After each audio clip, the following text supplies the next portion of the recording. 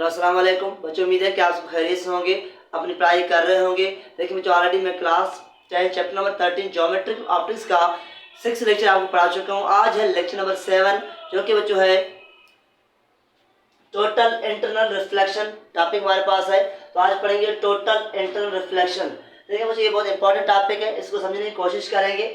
देखिए मुझे total internal reflection क्या है चलो समझते हैं। देखिए मुझे सपोज करें मैंने आपको रिफ्लेक्शन का फिर समझाया हुआ है, तो जो वहाँ मैंने आपको क्या समझाया था। तो जी हमारे पास एक मीडियम है, तो जी हमारे पास ये क्या है, ये नॉर्मल लाइन है। ये क्या है, नॉर्मल लाइन है। ये बच्चों हमारे पास कोई रियल मीडियम है। ये नीचे हमारे पास क्या है, डेंसर मीडियम है। कुछ आप नीचे देखकर ये डेंसर मीडियम है, ऊपर क्या है, रियल मीडियम है। तो जो रियल मीडियम हमारे पास सपोज करें ये है डेंसर मीडियम, जो गिलास आप कहें, वाटर कहें, कोई मीडियम आप कह सकते हैं। ये नॉर्मल लाइन है, ये हमारे पास क्या हो गया, ये मीडियम हो गया। तो बच्चों मैं क्या कर रहा हूँ, मैं एक रे या इंसिडेंट करवा रहा हूँ। मैं एक रे या इंसिडेंट करवा रहा हूँ बच्चों। तो उसका एंगल जो आई है, उसका एंगल क्या है, आई, उसको कहते हैं एंगल ऑफ इंसिडेंट्स। तो ये मैंने यहाँ इंसिडेंट करवाया, तो ये क्या होगा, ये बच्चों रिफ्रैक्ट होगा, लेकिन बच्चों अवे फ्रॉम नॉर्मल, क्योंकि बच्चों डेंसर मीडियम से रियर की तरफ, डेंसर मीडियम से रियर मीडियम में एंटर हो रही है। जब लाइट डेंसर मीडियम से रियर मीडियम में एंटर होगी तो क्या होगा, उसका बेंडिंग होगा अवे फ्रॉम नॉर्मल। इसका मतलब बच्चों यहाँ क्या, कैसे इसका बेंडिंग होगा, ऐसे होगा। अवे फ्रॉम नॉर्मल इसका बेंडिंग ऐसे होगा। तो ये क्या है, एंगल ऑफ रिफ्रैक्शन। तो ये क्या हो गया, एंगल ऑफ रिफ्रैक्शन। तो जो मैंने क्या किया, मैंने दोबारा इंसिडेंट एंगल को इंक्रीज किया। ये वही नॉर्मल लाइन, ओके बच्चों। ये हमारे पास क्या है, इंसिडेंट रे। तो जो मैंने एंगल बढ़ाया, इंसिडेंट रे, आप देख रहे हो एंगल क्या किया मैंने, यहाँ एंगल कम था, यहाँ एंगल मैंने इंसिडेंट का बढ़ाया। जैसे बच्चों इंसिडेंट एंगल को इंक्रीज करूंगा, वैसे ही रिफ्रैक्टेड एंगल क्या करेगा, वो भी इंक्रीज करेगा। तो जो मैं यहाँ क्या हो गया बच्चों, आप देख रहे हैं ये हमारे पास इंक्रीज किया किसने, रिफ्रैक्टेड रे का एंगल इंक्रीज हो गया। तो जो आप देख रहे हैं, अगर इंसिडेंट रे के एंगल को बढ़ा रहे हैं, रिफ्लेक्टेड रे का भी एंगल इंक्रीज कर रहा है। तो जो मैंने यहाँ इंसिडेंट रे किया, रिफ्लेक्शन हो गया, यहाँ दोबारा इंसिडेंट किया, लेकिन इस दफा जो रे था उसका इंसिडेंट एंगल थोड़ा ज्यादा है, तो रिफ्रैक्शन वाला एंगल भी थोड़ा ज्यादा है। लेकिन मुझे ऐसे में इंसिडेंट कराता कराता एक ऐसा पॉइंट आया है, तो जो मैंने यहाँ फिर क्या किया, फिर मैंने यहाँ रे को इंसिडेंट करवाया। तो आप देख रहे हैं एंगल और मैंने बढ़ाया, ये हमारे पास क्या हो गया, एंगल ऑफ इंसिडेंट्स।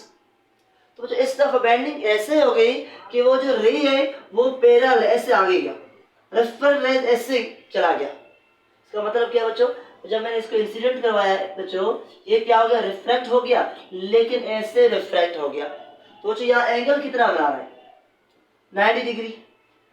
जो रेफरेंस रे है वो नॉर्मल से 90 डिग्री बना रही है बच्चों।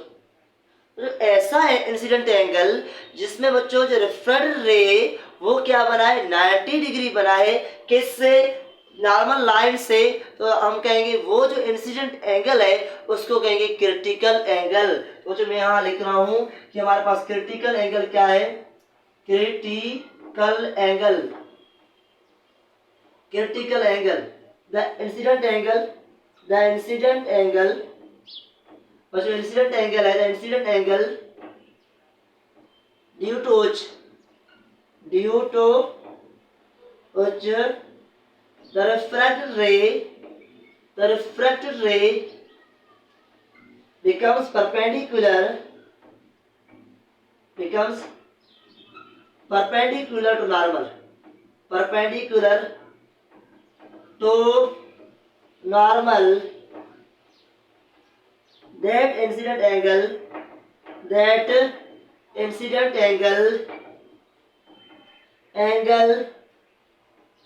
known as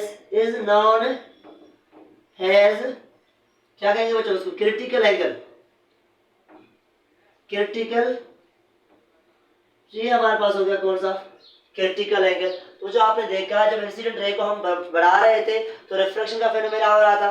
जब मैंने इंसिडेंट एंगल को बढ़ाया, रिफ्रैक्शन एंगल बढ़ गया, फिर मैंने इंसिडेंट एंगल को और बढ़ाया, रिफ्रैक्शन एंगल और बढ़ा। फिर मुझे ऐसा एक एंगल इंसिडेंट एंगल में रखा है, जब जहां क्या हो गया, मुझे रिफ्रैक्शन रे था उसने नॉर्मल के साथ 90 डिग्री बनाए। जब वो इंसिडेंट एंगल जिसकी वजह से रिफ्रैक्टेड रे नॉर्मल के साथ 90 डिग्री बनाए, उसके साथ परपेंडिकुलर हो जाए, उस टाइम हम उस इंसिडेंट एंगल को कहेंगे क्रिटिकल एंगल। तो जो मैंने डेफिनेशन लिखा भी है, the incident angle due to which the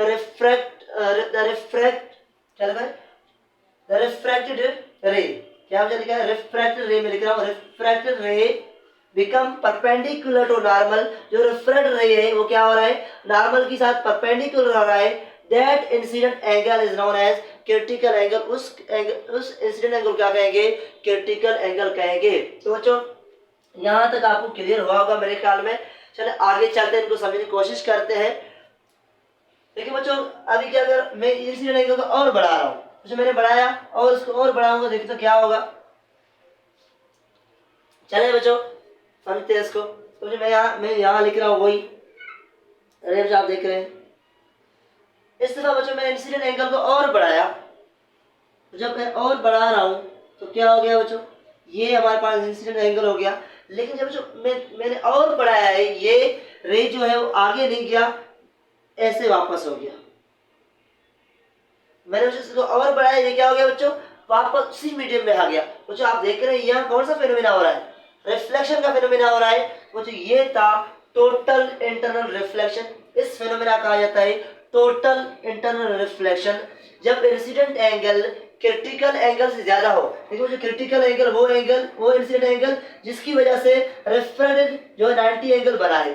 अगर हमारे पास इंसिडेंट एंगल उस क्रिटिकल एंगल से भी ज्यादा होगा, फिर क्या होगा बच्चों, फिर वही रे रिफ्लेक्ट होके सेम मीडियम में वापस चला जाएगा, फिर हम कहेंगे टोटल इंटरनल रिफ्लेक्शन।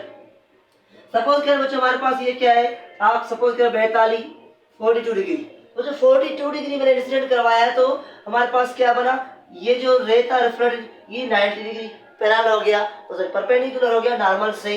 तो जो मैं कहूंगा जो 42 है ये हमारे पास क्या है, क्रिटिकल एंगल, क्योंकि इसकी वजह से रिफ्रैक्ट रे परपेंडिकुलर हो गया नॉर्मल से। तो जो 42 को मैं क्या कहूंगा, क्रिटिकल एंगल कहूंगा। अगर बच्चों मैं इस क्रिटिकल एंगल से थोड़ा एंगल ज्यादा करूं, तो अगर मैंने यहाँ क्या किया 43 किया, जब 43 करूंगा तो बच्चों ये आगे नहीं जाएगा रे, ये रिफ्लेक्ट होकर वापस उसी मीडियम पे आएगा। अगर मैं 43 करूं, 44 करूं, 45 करूं, 46 करूं, तो जितना मैं बढ़ाता जाऊं क्रिटिकल एंगल से ज्यादा अगर मैं एंगल रखता जाऊंगा, वो क्या होगा, वो रे हमेशा मेरा रिफ्लेक्ट होके वापस उसी मीडियम पे आएगा। तो ये हो गया हमारे पास रिफ्लेक्शन का फेनोमेना। जो उम्मीद है कि आपको टोटल इंटरनल रिफ्लेक्शन समझ आ गया। तो जो क्या कौन कौन सी कंडीशन है टोटल इंटरनल रिफ्लेक्शन के लिए, वो मैं यहाँ बोर्ड पे लिख रहा हूँ।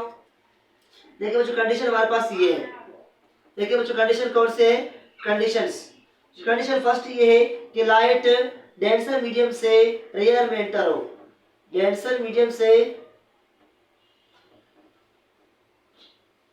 रियर मीडियम में एंटर हो बच्चों। सेकंड कंडीशन क्या है, सेकंड कंडीशन है बच्चों इंसिडेंट एंगल है, angle of incident must be greater than, जो एंगल ऑफ इंसिडेंट है वो क्या होना चाहिए, वो ग्रेटर होना चाहिए क्रिटिकल एंगल से। जब इंसिडेंट एंगल क्रिटिकल एंगल से ज्यादा होगा तब हमारे पास क्या होगा, टोटल इंटरनल रिफ्लेक्शन। तो बच्चों ये सारा प्रोसेस था टोटल इंटरनल रिफ्लेक्शन का। तो उम्मीद है कि आज का ये लेक्चर आपको समझ आया होगा।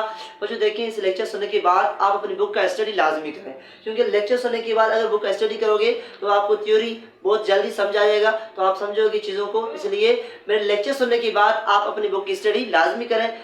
चले बच्चों मिलते हैं इस लेक्चर में, ओके।